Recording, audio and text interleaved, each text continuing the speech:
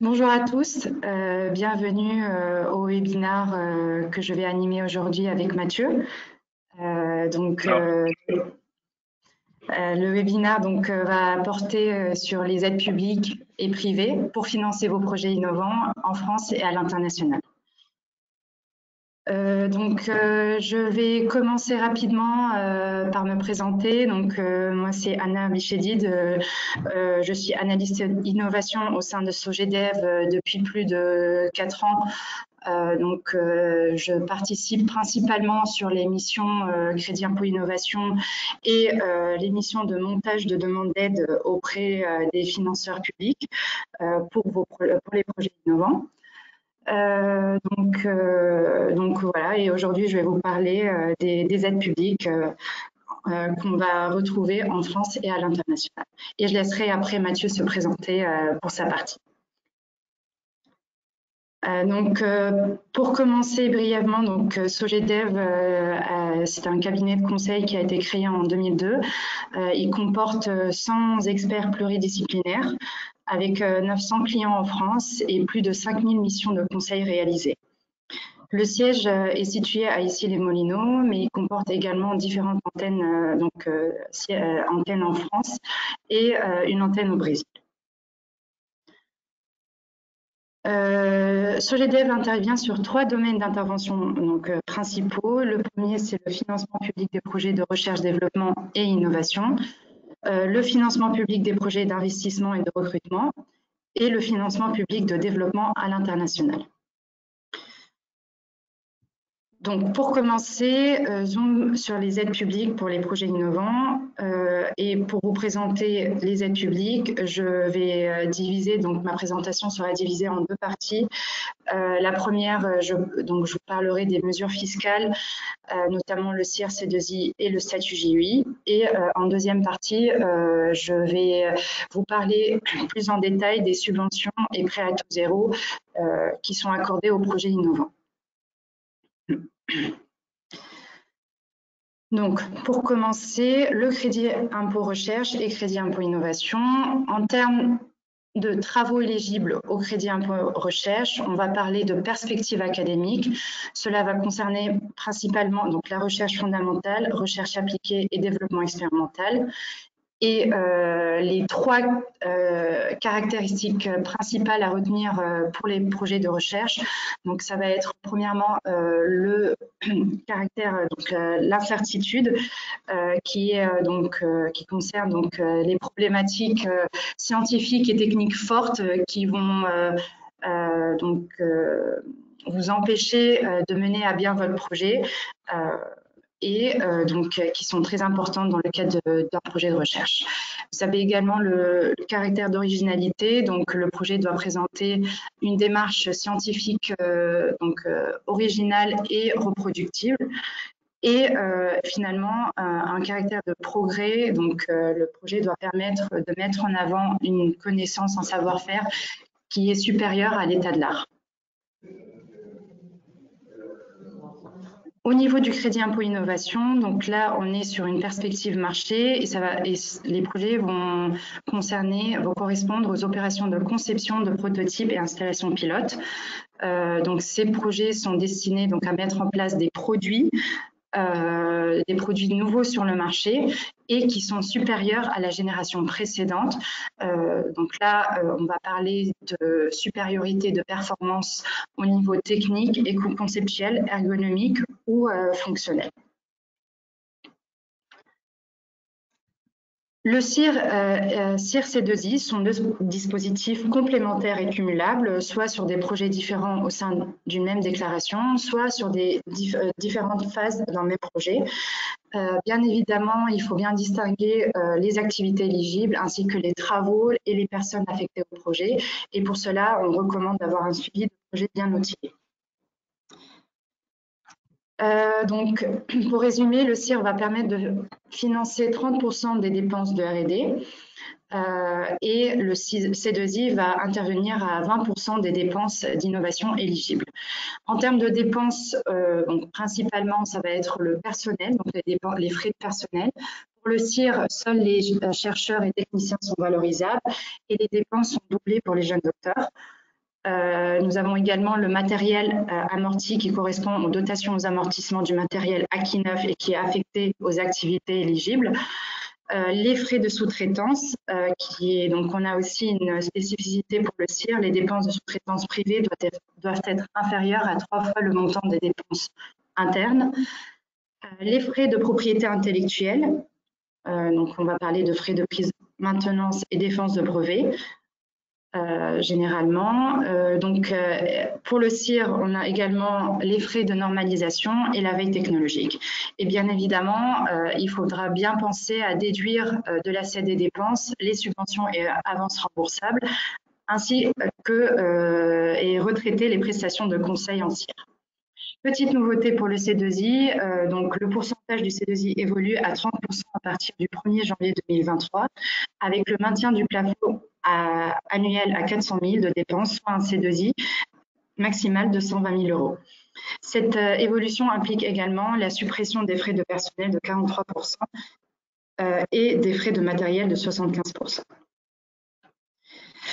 Je vais passer maintenant sur le statut JEI. Le statut JEI comporte 5 critères cumulatifs pour obtenir ce statut-là.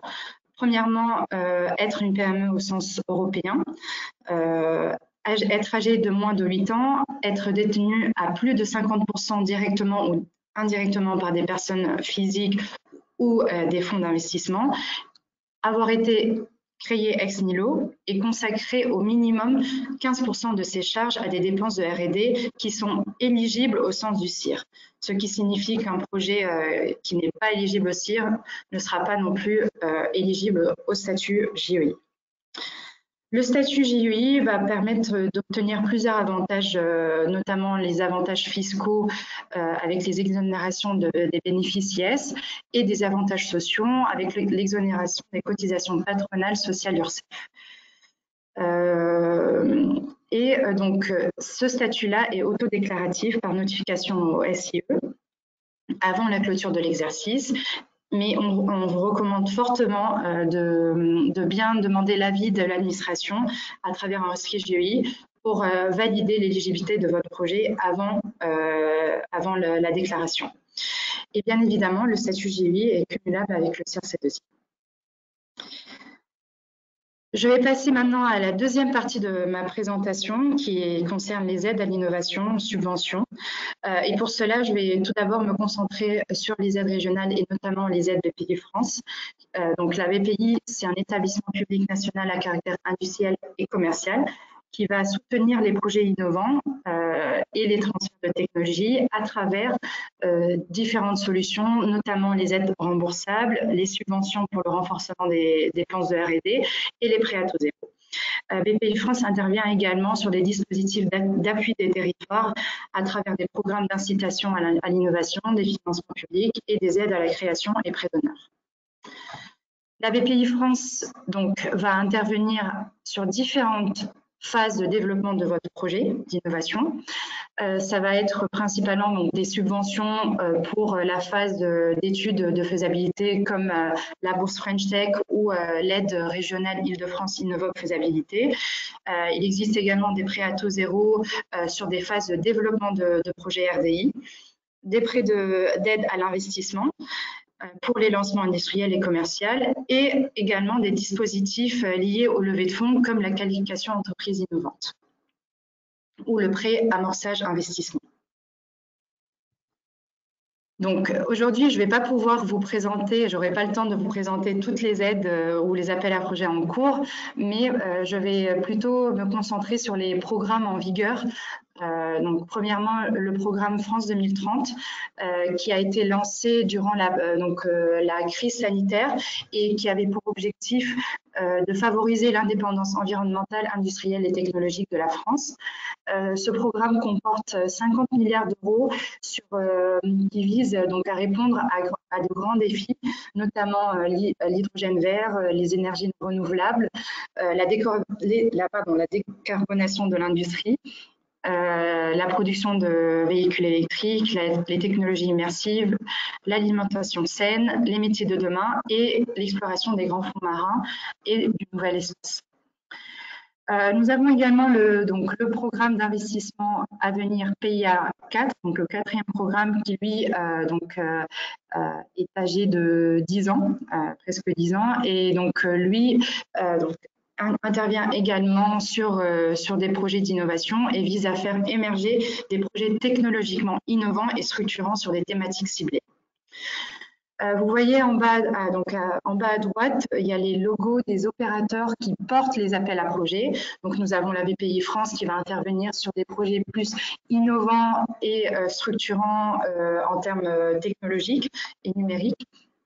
Vous avez également l'ANR, qui est l'Agence nationale de la recherche, qui va intervenir sur des projets de recherche, l'ADEME sur la transition écologique et l'environnement, et France Agir Mer, qui va intervenir sur les filières agriculture et mer.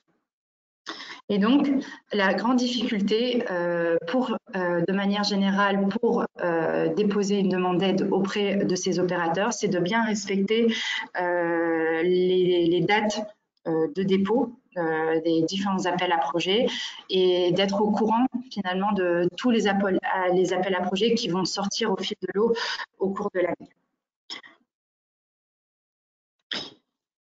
Je vais aussi vous parler rapidement donc un peu des caractéristiques des aides à l'innovation. Il y a plusieurs critères, mais si on veut retenir, donc principalement une aide à l'innovation va être plafonnée au montant des fonds propres de l'entreprise et donc va bien évidemment correspondre à des entreprises qui ont une bonne santé financière au sens européen. Ces aides-là présentent également un caractère incitatif, qui est très important donc, à garder en tête. Donc, le financeur va intervenir à un pourcentage donné des dépenses éligibles. Et ces aides-là sont également consacrées à des projets futurs, innovants et couvrent plusieurs phases de développement. En termes de dépenses, donc les dépenses doivent être impérativement engagées a posteriori de la date de dépôt du dossier de demande d'aide. Elles vont couvrir principalement les frais de personnel technique, les frais forfaitaires qui sont généralement à hauteur de 20% des frais de personnel, les amortissements de matériel et logiciels, les achats et consommables, ainsi que les frais externes sur devis. Bien évidemment, parce que les dépenses n'ont pas encore été engagées. En termes de frais externes, on va parler de sous-traitance, de frais de mission directe liés au projet et de propriété intellectuelle. Bien évidemment, on vous invite à regarder le cahier des charges pour bien identifier toutes les dépenses qui rentrent en compte dans le cadre de l'appel à projet. Pour faire une demande d'aide, il faut soumettre un dossier et pour cela, donc, il y a en termes de présentation, finalement, donc, au niveau du dossier technique, ce qui est important, c'est de présenter dans une première partie l'entreprise, son environnement économique, technologique et réglementaire et montrer la capacité à mener à bien le projet. Et deuxièmement, présenter le caractère innovant du projet ainsi que le planning, le contenu technologique, les partenaires qui interviennent sur le projet et les retombées attendues du projet qui sont très regardées et très importantes à mettre en avant. En termes en termes financiers, le projet également, le dossier doit présenter le budget détaillé du projet. Il doit également présenter un compte de résultats et plan de financement prévisionnel sur 3, 4 ou 5 ans. Ça va dépendre de l'appel à projet, et les retombées économiques attendues pour le projet. Je vais vous parler également rapidement des aides à l'export et aux investissements. Pour finir, donc ces aides-là correspondent également à des projets d'innovation. Au niveau de l'export, il existe des mesures fiscales comme le crédit d'impôt prospection commerciale qui, à condition de recruter un cadre export et que les dépenses soient à hauteur de 5% des dépenses, donc les dépenses de prospection soient à hauteur de 50% des dépenses. Nous avons également des aides nationales comme l'assurance prospection, subventions, prêts, garanties, etc. qui sont accordées par la BPI, mais également par Business France et par les régions.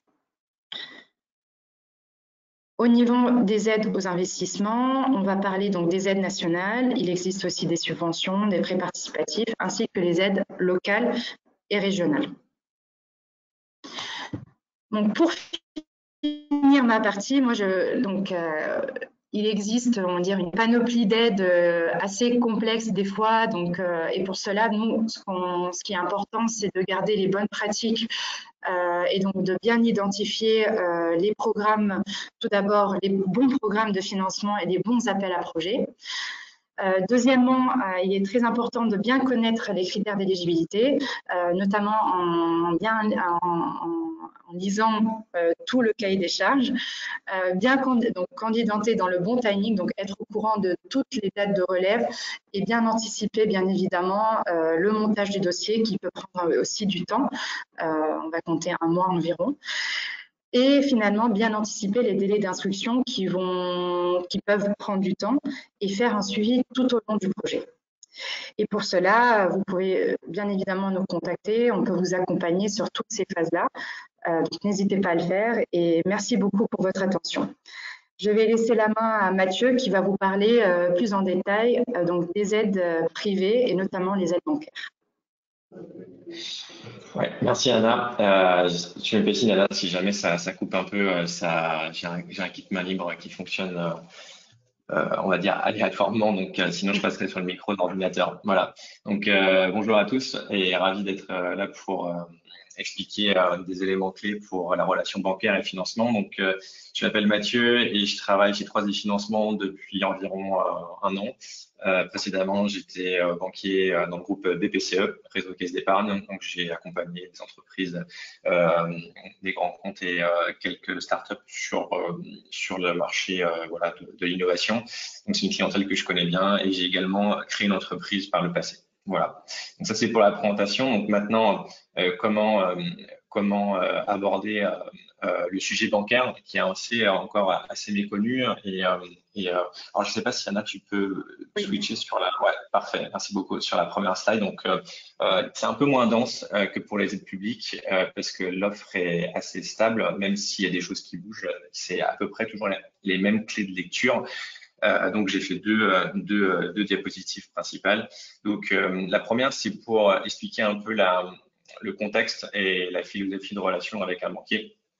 Donc déjà, les éléments de contexte, c'est que les établissements bancaires aujourd'hui sont en ordre de bataille, sont pour la plupart, les banques, les établissements bancaires sont pour la plupart en ordre de marche pour accompagner cette clientèle, donc l'entreprise innovantes, start-up, des projets plus risqués que la moyenne. Elles ont toute une offre plus ou moins structurée, mais typiquement pour BPCE, que je connais par le passé, pour les réseaux banques populaires, ça s'appelle Nextinov, pour le réseau Caisse d'Épargne, ça s'appelle Neo Business.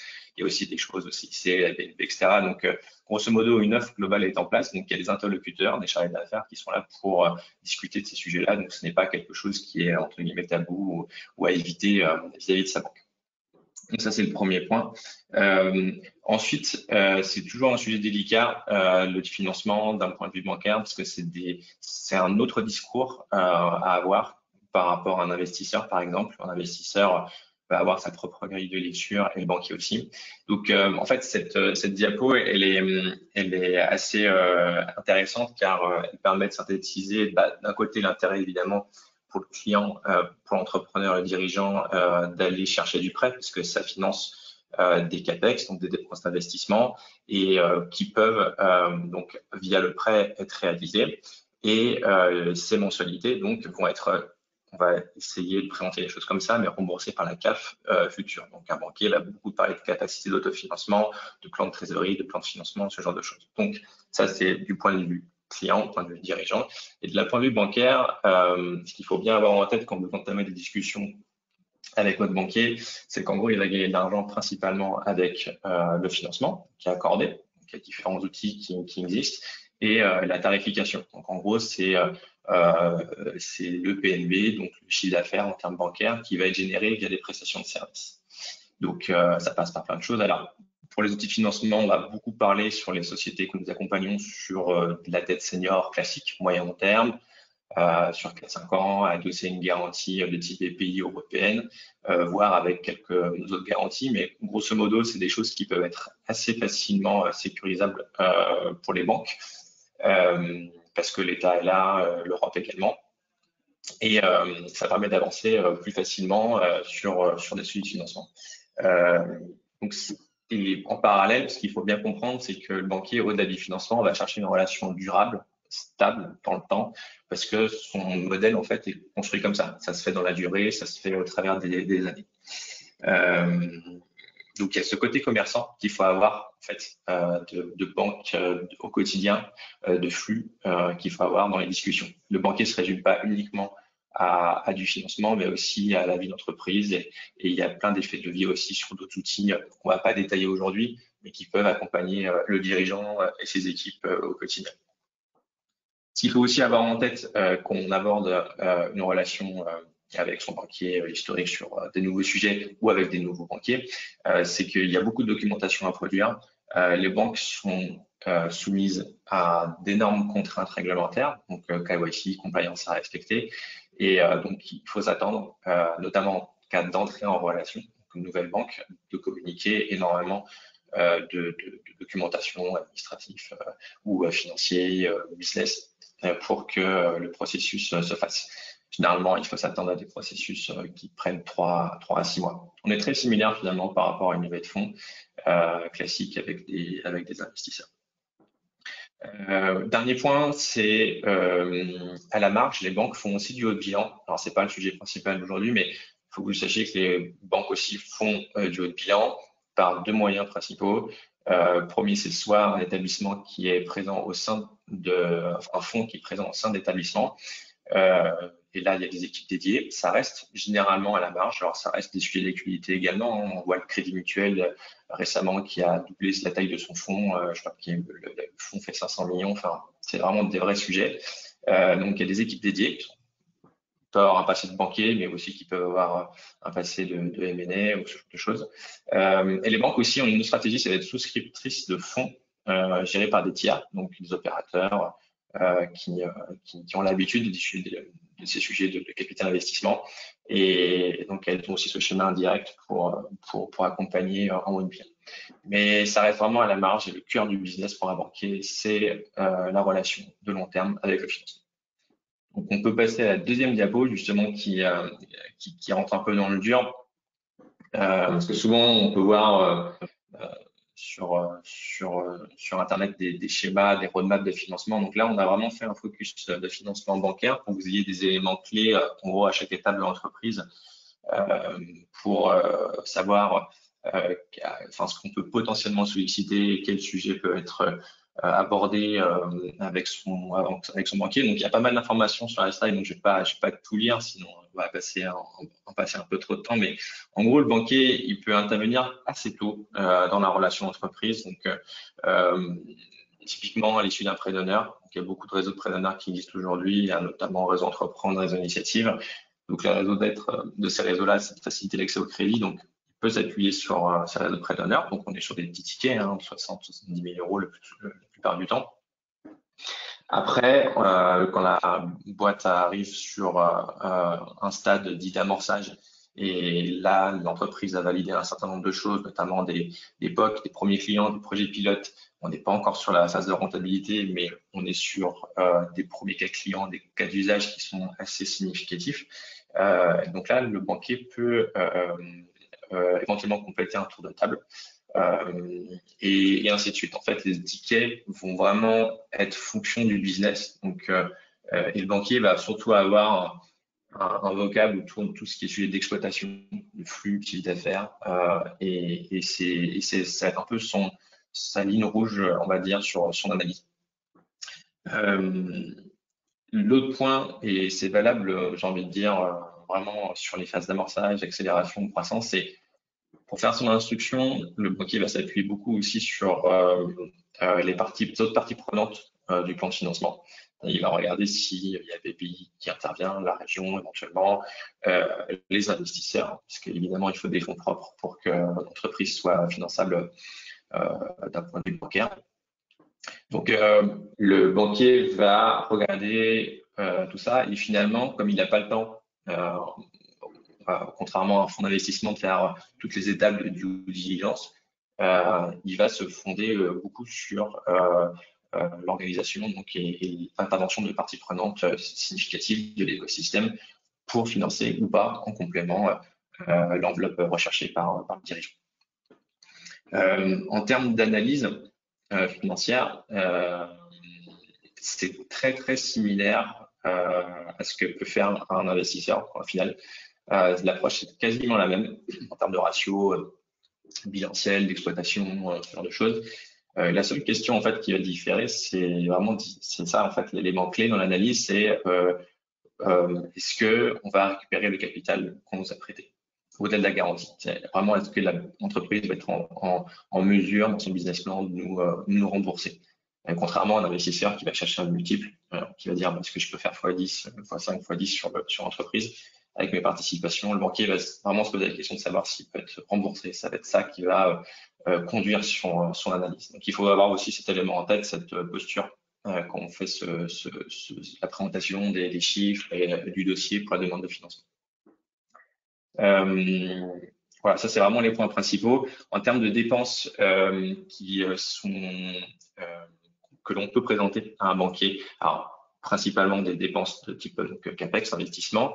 Évidemment, s'il y a du matériel et une production, ça c'est des sujets, on va dire, phares pour un banquier de financer. Après, ça peut être aussi des dépenses d'investissement sur du long terme, du recrutement par exemple, des dépenses commerciales, marketing, tout ce qui va apporter de la valeur dans le temps à la société pour se développer. Voilà. Donc ça, c'est des dépenses qui sont tout à fait éligibles.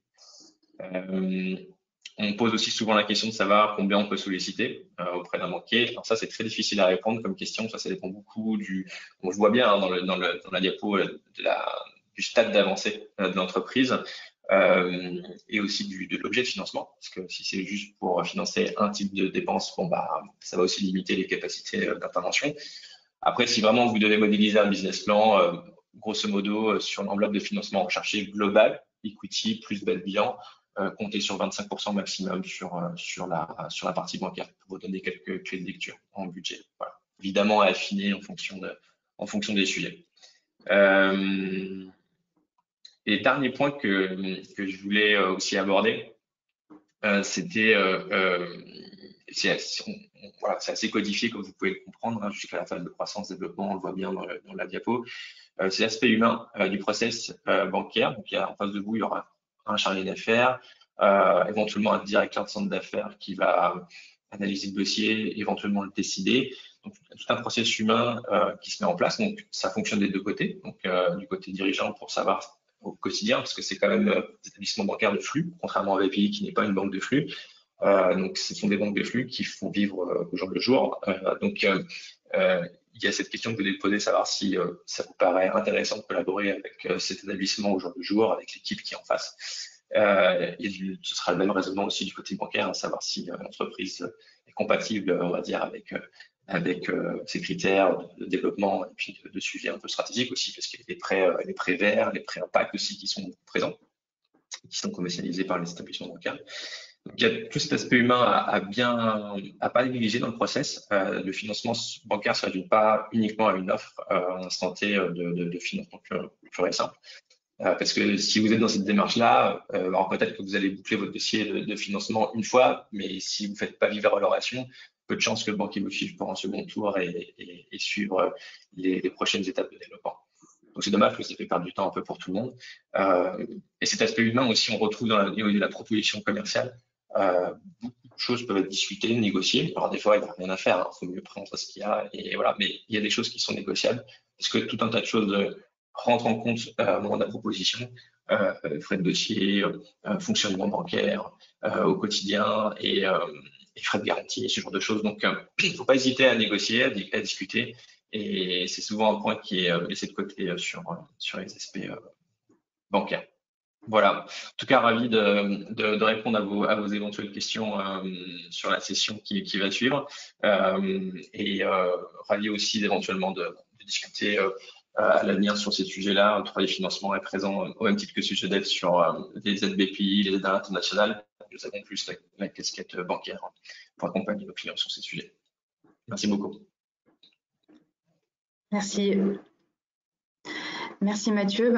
Donc là, on va passer à la phase des questions-réponses.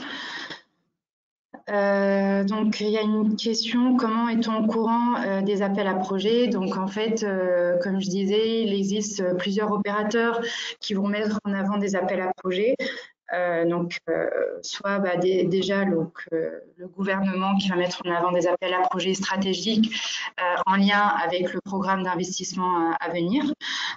Vous avez également la BPI qui met souvent également en avant les appels au fil de l'eau, les appels à projets au fil de l'eau qui également vont être rattachés au plan France 2030.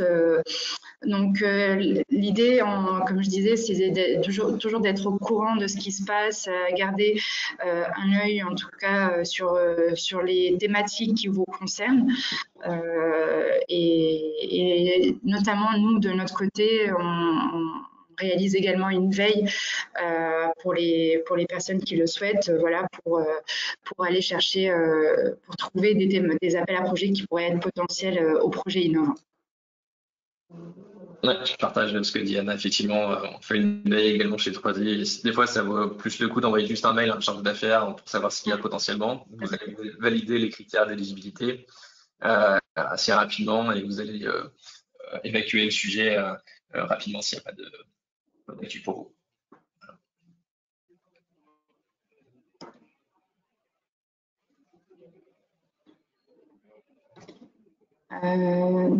Il y a une question, c'est pouvez-vous préciser que ce sont des aides publiques à l'investissement? C'est ça, tu vois la même chose que moi? Oui, tout à fait, ouais. Je laisse répondre ça. Oui, donc en fait, donc il existe donc des aides publiques à l'investissement qui vont participer plus à la phase d'investissement, donc sur les phases commerciales, donc lancement industriel et commercial. Donc ces aides-là vont souvent être sous forme de prêts. Après, ça va dépendre aussi de l'opérateur du guichet où vous allez faire votre demande.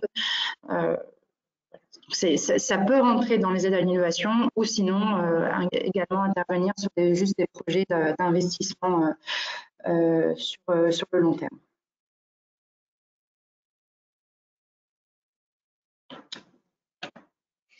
Oui, effectivement, il y a une question sur la part des banques sur les tours de table. Effectivement, j'ai évoqué 25%. C'est pour donner un premier niveau de lecture et de budget, entre guillemets, qu'on fait son business plan. Qu'on fait sa levée de fonds qui démarre souvent par aller chercher du haut de bilan, de l'equity. On budgète dans le business plan quelles sont les parts potentielles qu'on peut avoir en termes d'aide publique bancaire. Donc, j'ai indiqué effectivement ce montant-là pour avoir un ordre d'idée. Le banquier c'est modulo plein de choses, aussi le niveau de chiffre d'affaires. Est-ce que la boîte fait du chiffre d'affaires ou pas? S'il fait pas de chiffre d'affaires, potentiellement, ça peut être moindre. Si elle fait du chiffre d'affaires, ça peut être plus. Ça dépend aussi, encore une fois, des dépenses qui sont envisagées. Voilà, mais c'est pour donner un premier niveau et en fait, ce qu'il faut retenir aussi sur la partie bancaire, c'est que plus l'entreprise va grandir, plus elle va se développer, plus il y aura un sujet d'exploitation. Donc, dans la vie d'entreprise, les aides publiques vont un peu se retirer, évidemment, parce que le sujet est moins risqué. On va avoir l'apparition éventuellement d'un groupe, donc les choses se structurent. Donc, le banquier va compter au fur et à mesure de la relation. La place du banquier augmente au fil du temps.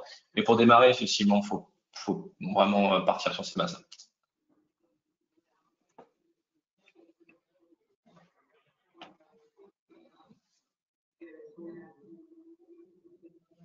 Là, j'ai une question. Quelles sont les modalités pour avoir accès à ces veilles de financement? Il n'y a pas vraiment de modalité. Donc, soit vous faites appel à Solidev ou à 3i ou même au chargé d'affaires qui pourra, selon votre projet, mieux vous orienter sur la structure qui peut le mieux vous accompagner et vous proposer les appels à projets adéquats. Mais en tout cas, voilà, il n'y a pas vraiment de modalité en soi. Non, c'est gratuit. C'est gratuit. En fait, on passe du temps avec plaisir pour passer en revue ce qui est possible. Notre modèle, il n'est pas sur la veille, il est sur le succès qu'on peut apporter aux clients sur les dossiers complexes. Donc, merci. Donc là, si vous avez d'autres questions, en tout cas, n'hésitez pas à les envoyer. On répondra. Donc, ça sera ça sera répondu forcément par la suite. Donc, merci en tout cas pour votre attention et voilà, merci pour Mathieu aussi d'avoir présenté les aides privées et on se dit à Plaisir. bientôt. Merci à tous. Au revoir. Au revoir.